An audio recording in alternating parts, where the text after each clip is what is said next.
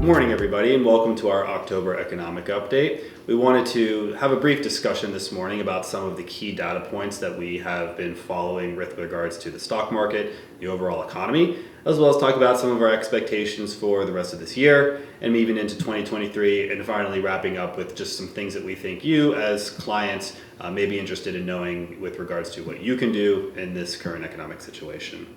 As we all are aware, the big struggle that the economy has continued to see is inflation, with the current inflation data around 8.25%, which is down from its high, but still significantly higher than expected. And despite the Fed's efforts with rising interest rates, we still are seeing persistent inflation. What that's done has brought mortgage rates up past 7%. We've seen the S&P down over 20%, the NASDAQ down over 30%, and the bond index down over 15%. All of these, all of this data is, interesting to kind of sift through and determine what we feel is a risk, what we feel may be an opportunity for you as clients to even take advantage of, and we hope to touch on some of that this morning. Josh, thank you. That was a very concise update on what's going on since we met last. Guys, what are the questions you're hearing most from clients right now since in the past couple of months? I think several questions are probably coming up. I know we've talked a little bit about this. Obviously, this is a challenging time for investors. I mean, lots of people are concerned and worried about their account balances. It's been a while since we've seen these kind of fluctuations, and I think they've been particularly impactful because even though, we're kind of more used to like the equity markets fluctuating down, a 20% correction isn't unusual. The 15% swing in bond prices or fixed income, which is where we normally think of as a more stable asset class, I think is really, it's exacerbating the problem. So account balances are down more than we're used to seeing, and we recognize that, which is why we've been really proactive over the last year in de-risking the portfolio. And I don't want to get too much into that because today what we want to talk about is what can we do in this environment? What are we doing in this environment? And what can you do to make sure that we can continue to navigate it appropriately to mitigate any future losses, but also make sure that we don't miss the uptick when it comes, and that we're still participating in the market. So, there's no perfect solution here, but over the last year, the good news is we've underweighted in most of the worst performing asset classes. So I'm sure this shouldn't be conversations that you haven't already had with us, probably concepts we're revisiting, but we underweighted small and mid cap, international, growth stocks versus value. Even bonds. So we hedged about 10% of the bond portfolio last year. So if you had 40% bonds, 10% of them were actually in a hedge strategy. Those strategies actually worked out really well. They're the ones that are holding their ground the best. And on the stock side, we underweighted all of those worst performing asset classes, and we put a lot of that overweight into large cap value, which are very stable asset class, more recession, I don't want to say recession proof, but more resilient in a recession, and also healthy companies that we know are going to come out of the other end of this, because I think it's pretty inevitable. I mean, we've been saying for a while that there's a recession coming. 2023 to 2024 looks more like 2023. The good news is that markets usually move well ahead of a recession, and a lot of this volatility, we think is the market pricing in all of this kind of bad news ahead of the recession. It's quite possible that that's happening. I mean, we don't know when it's going to bottom out, but we are starting to see some telltale signs of that.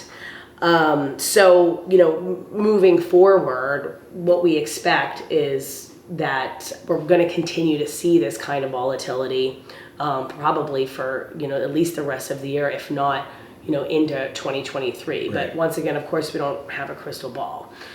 Some things that we want our clients to know is that even though these are more extreme fluctuations, we've already incorporated these events into your planning. A lot of you do planning with us, almost all of our clients do.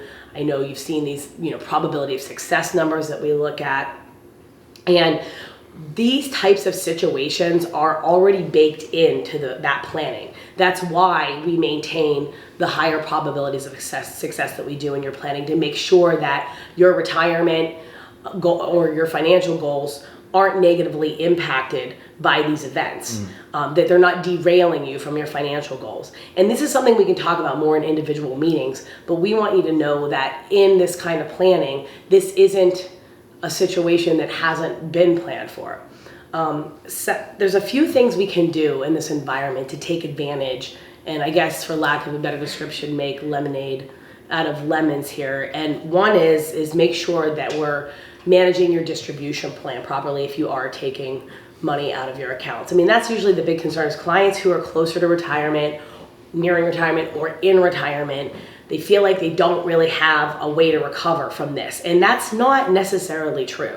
The most important thing is that we're managing where you're taking the money from at this time, that you have adequate cash reserves in case we need to stop withdrawals from the portfolio and take from there, because a lot of your assets really still have a long time horizon. So even though they're fluctuating, we're not going to be using all of those assets right away. So it's okay that this is happening. It doesn't mean that all of your financial goals are going to be derailed permanently. That's the hardest part about being an investor, is realizing that these events, they happen, but they're part of the overall plan. And in order to get the upside, we have to accept some of the downside.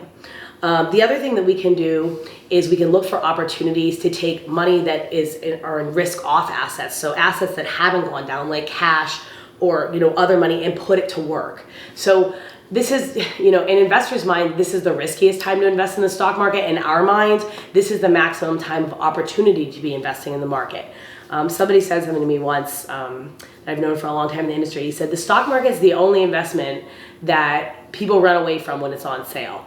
And it kind of it struck a chord with me, because I think about it. Every time the real estate market crashes, clients usually come in and they're saying to me, well, I'm going to go buy a property because the real estate market crashed and this is a good investment.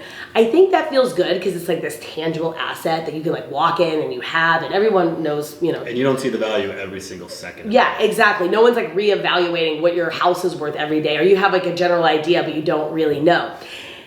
The thing is that the stock market is a little bit less tangible for people, or just seeing like a number on an account.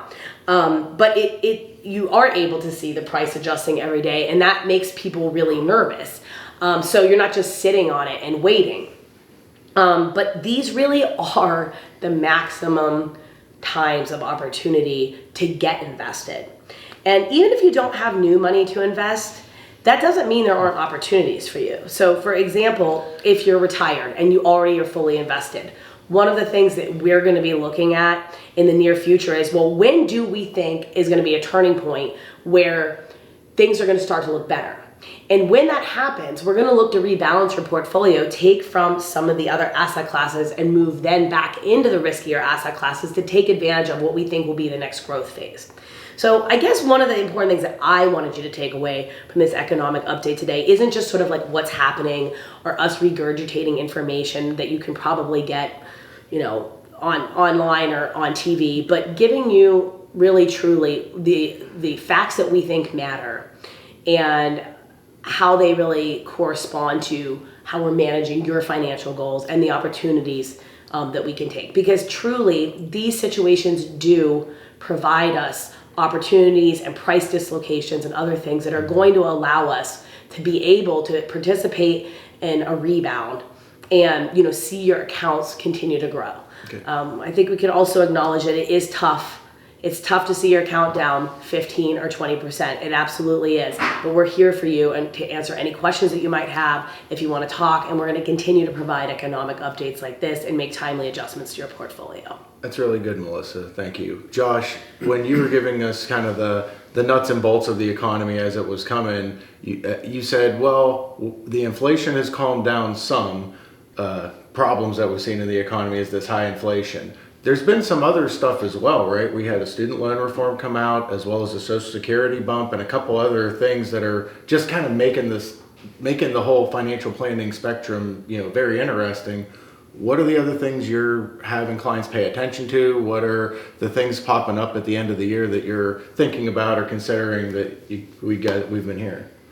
Sure. Well, I think one big one that everybody can really take advantage of is there's a give and a take for higher interest rates, but there are some benefits to that, so it's not all take. Prior to the Fed raising rates, with a virtually zero interest rate landscape environment, there was very little opportunity for any type of fixed income asset, whether that's your savings account, CDs, even bonds for all intents and purposes, because the amount of yield that you would get from a bond relative to its risk was, quite frankly, not a very appealing investment. But that's really starting to change now. So with the Fed's rates being significantly higher now, we're starting to get more opportunity, and you're starting to get more opportunity in these fixed income assets. So the simplest thing is take a look at where your cash is sitting. Melissa said, if you have too much cash, great, maybe this is the right opportunity to invest it. We have dollar cost averaging strategies that we can utilize to start getting that money into the market. But if you are going to continue to keep cash, which really you should have some, go check out what your bank's paying in your savings account or checking account. There are options now. Before there were very few, now there are. Same thing with certain types of savings bonds. We've talked before about Series I bonds.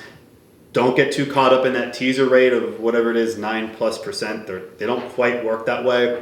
But again, these are things that we haven't discussed for a long time because, quite frankly, there was zero value or opportunity for that. So let's be honest. When in our career have we seen fixed, guaranteed interest rates at anything like that? So it's a changing tide even in our career where we've been in this 15 plus years or so. So that's interesting. Yeah, there are significant opportunities though for cash and less risky. Maybe even paying taxes might be a good year to pay some taxes with a conversion or tax loss harvest. Roth conversion options. Essentially, you're taking pre-tax money and converting it to after-tax. Essentially, when the value of that's less per se.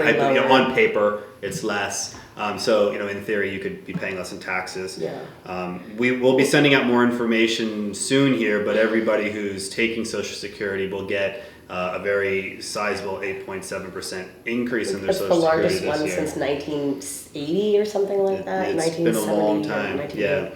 Understandably, we know you're also already paying more for things, so it's not necessarily a windfall, but it certainly helps. And actually, it helps people who aren't taking Social Security benefits yet also, and we'll be sending out more information. Well, and certainly navigating any type of home purchase, like refinancing, home equity lines, it's going to be a much different discussion than it was 2 years ago when we were encouraging everybody to refinance and kind of lock in at those historically low rates. I mean, 7's not extremely high, but it's not low anymore. So, we'll see where those go in the next year or two, but definitely worth having a discussion with us if you need to. Right. Well, we're kind of getting to the end of our time. Let me put a bow on a couple of things as well. We did also have some student loan reform being considered. So if that applies to you or your kids or your family, and as well, if you're planning on going or sending somebody to school in the next so many years, that's going to change the landscape of how we borrow for college. Year end is coming up. So like we said, if you have tax considerations, year end stuff, give us a call and get on the schedule. We'll be happy to discuss that with you. From hearing what we spoke about, guys, it just seems like although there's a lot of different cards out there in the hand, it's still a unique hand to play. There's a lot of opportunity out there. I don't know about you guys, I haven't seen the same situation yet. So everybody's situation is different, and I've been very confident in our ability to find opportunities for the folks that we're speaking to. So if you would like to hear about some of those opportunities, if you need a second opinion, we're happy to give that to you. And we appreciate all of the clients and folks that have been reaching out to us with these great questions and considerations, because we are here to bring you the best advice possible.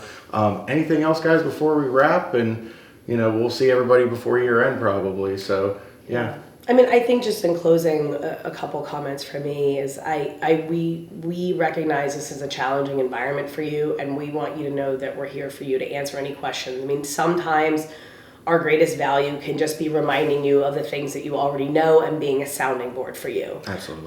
And although when these things happen, they seem catastrophic in our experience, they haven't been. We've been through a lot of volatile markets.